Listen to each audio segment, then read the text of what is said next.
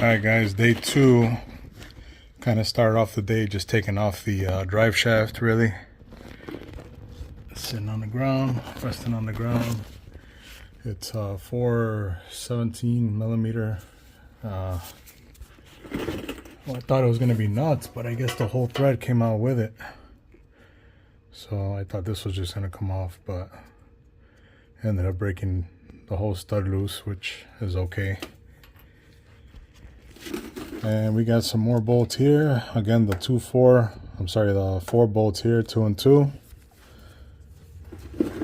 And then we have the 2 in the back.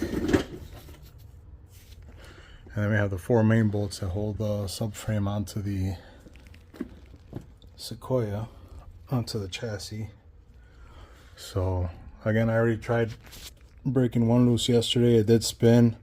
I think the nut on top is going to spin with it, so I got to get a wrench up there to hold it while I hit it with the impact gun. And here we are. Underneath, as you can see, the rest of the body is pretty decent. I mean, it's only this little subframe that wasn't coated properly, I guess, with rust preventative, I guess. So anyway, here we are. Let's get into it. You guys can believe me, but I was able to lower it. I kind of got the jack centered, and this is just a regular car jack. It's not a transmission jack, which I wish I would have picked one up or borrowed one, but I was able to do it. Right now it's just balanced on the jack, on the little cap, and I disconnected the drive shaft, of course, the 4 bolts in front, the 2 and 2, left and right, and then they got the 2 in the back that go to this. They all broke loose pretty easily. The one for this was a 14 millimeter, and then I believe the ones for the front were 17, if I'm not mistaken. But yeah, it's down. All that's left is the 4 main bolts, and I forgot I gotta do this lower control arm to pry it out, and then that side pry or unbolt it and pry it out. So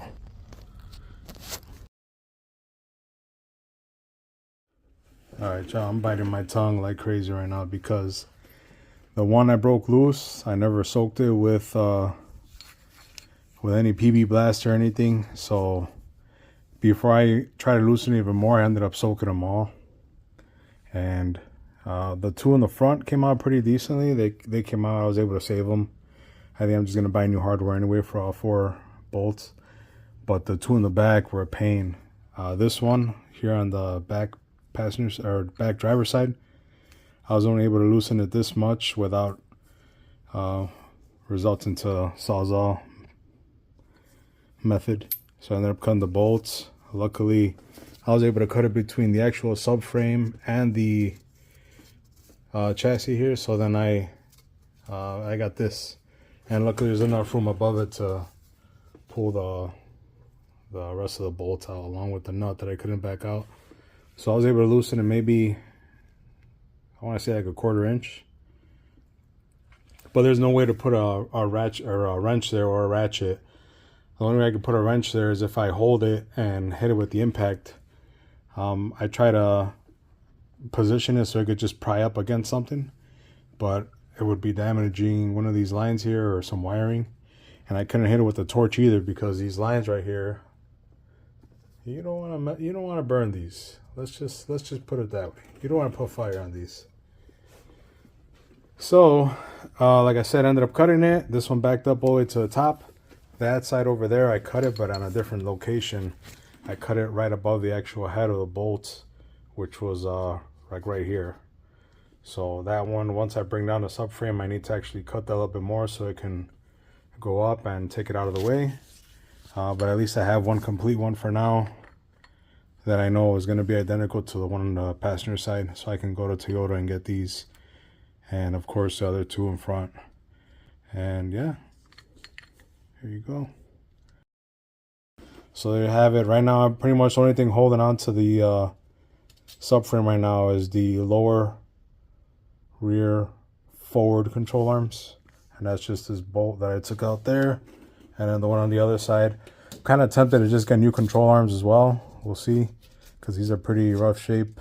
I mean, they didn't make any noise, they didn't have any play, but they look pretty bad. They're not as rusted out as this, but you know, just that peace of mind. Plus, I'm here already, right? Why not replace it? So yeah, as soon as I pry this down, we'll see. Hopefully it comes down smooth. I don't think anything else is attaching, has it holding in place besides those control arms and maybe some rust. So let's see, let's start prying. I got the phone being held up in place by the spare tire carrier. I just kind of jammed it in there and put enough tension on the spare tire carrier to hold the phone, kind of prop it up. So hopefully it doesn't fall while I'm filming, because it's going to land right on my gut.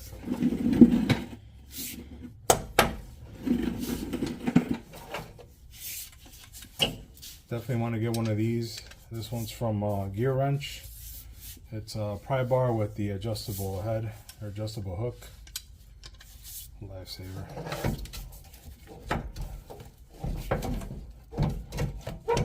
It looks like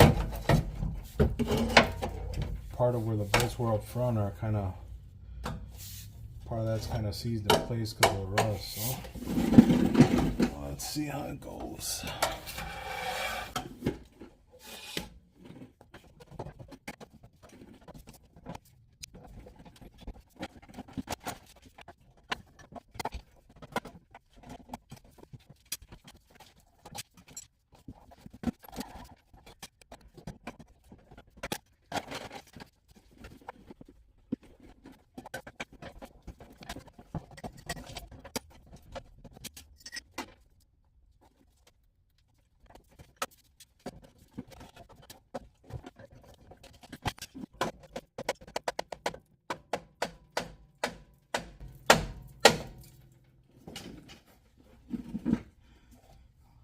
All I needed was a little persuasion, just a little bit.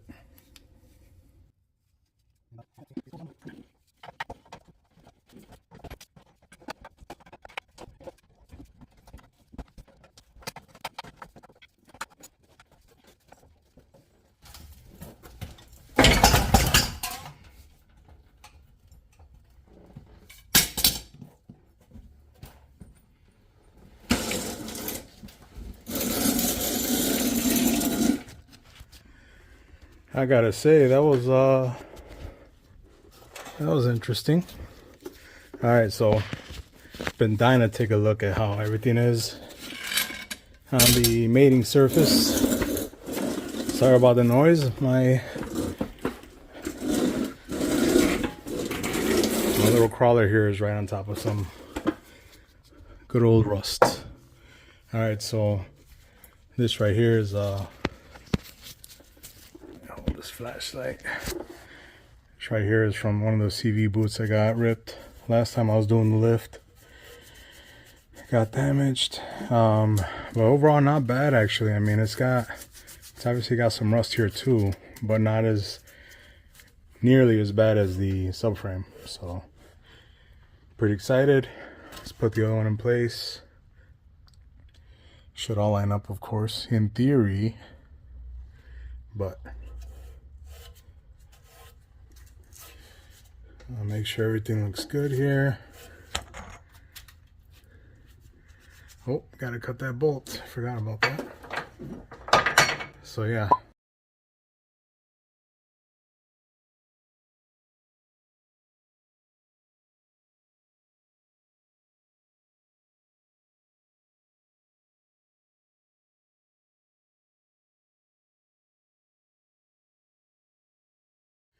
Hope you guys are following, and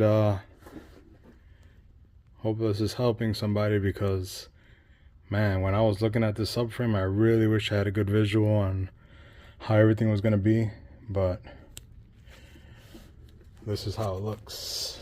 So from the 4 main bolts that go up into the chassis, you got one here right by where the coil spring or the Air spring would sit, depending on your model, one right beside it on the inside, another one here, and then you have your two right there. This one there, in that little spot, and then that one there as well. Long bolts, the nuts go on top. Definitely soak the hell out of them before you remove them. Yeah, that's it. Alright, a little update on the last bolts, which is the passenger side one. So the one that I was gonna cut up here, I ended up thinking, well, there's not much room on this side for it to go up, so I had to get creative and cut it. I literally fit my sawzall. I'm in the back of the Sequoia facing the front. So when you look up over the rear cross member, underneath the exhaust pipe, as long as you have factory exhaust, right?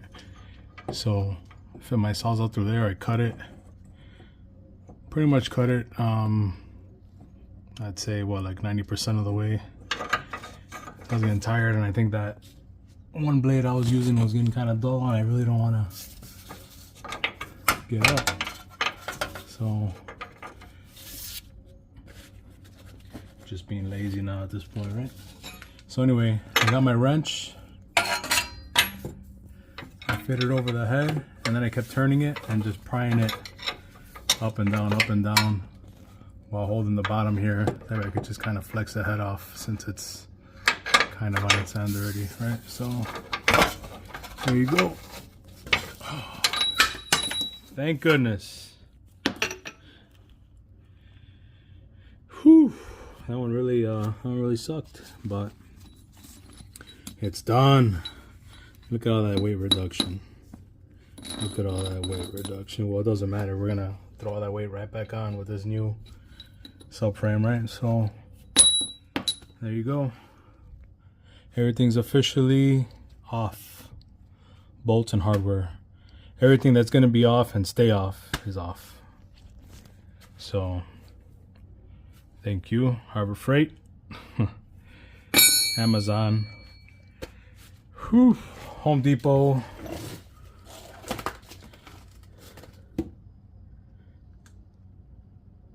What do we got here? Milwaukee? Pretty sure it's a Milwaukee blade. I forgot which one I grabbed. I bought some Diablo blades too, but those are short, and they were not gonna reach this nut over here or this bolt. So, all right, that's done. So I got this kind of up in place already. I didn't really get a chance to record it. I totally forgot to even record while I was putting it up. But it was pretty basic. Lifting it up with the jack. I have a 2x6 that was wide enough to kind of sit on the base of the subframe. The subframe does have two like guide pins right there in the front. Over there as well. See if I can see them. No, can't really see them now, but it's right where it meets the actual chassis of the Sequoia. So as long as those are centered and inside the holes where they need to be, everything else is pretty much going to line up. As soon as I lifted it up and I got one control arm in place, I was able to smack that bolt right in there just to kind of hold it. That way I can lift it, drop it, and lift it as I need to. The other control arm just kind of lined up right away, and I'm just gonna have to throw another bolt in there just to kind of put things together already. But so far so good. I mean, it's this thing, I don't know where it came from, but man, it is clean, real clean. I'm trying to think, it came from a low mileage Sequoia that was probably wrecked or something in the front. Who knows? Hopefully not in the back, right? We'll find out if any of these holes don't line up, right? So, but yeah, just make sure if you guys are doing this, definitely put a bunch of anti-seize in there, so your camber bolts are going to be easy to loosen up or tighten if you ever need to do an alignment. And I mean, it wouldn't hurt to put some in here as well.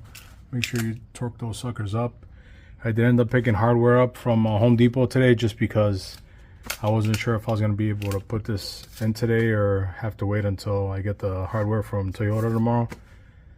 But I'm using 2 old bolts for now just to hold this thing in place. And the bolts I got at Home Depot, which are not for this type of application, they're just going to be in here to hold this in place. And then once I put everything back together, take them out, put the correct ones in there since everything's still accessible, torque them real good, and go from there. And I just need a little help lifting this sucker up. I should be able to do it with the Jag, so I'm not too worried about it. I did spill some diff fluid out while I was moving it. No big deal, I gotta flush it anyway and change the diff fluid out, and it was never leaking, so I'm not gonna mess with the gasket or anything or try to rebuild it because I'm not really too knowledgeable about that stuff. But as soon as I drain it out, make sure I have enough to go back in there. And actually I'll probably just do it right now while it's out, because it's probably the best way instead of having to mess with the drain plug. So, but yeah, there you go. Hope this really helps somebody out there. I'll be taking a video once everything's put together so you guys can kind of see how everything comes together. And we'll give it a clean, nice little cleaning, and spray it down with something to prevent it from rusting in the near future. Make sure you guys give me a like, subscribe, comment. Let me know what you think. If you think I missed something, I'll be happy to come back and redo it all. Not really, but anyway, hope this really helps you guys. I definitely needed something like this before I was getting into this project, but little by little I gained the confidence to do it myself, and luckily I got plenty of tools to get me by.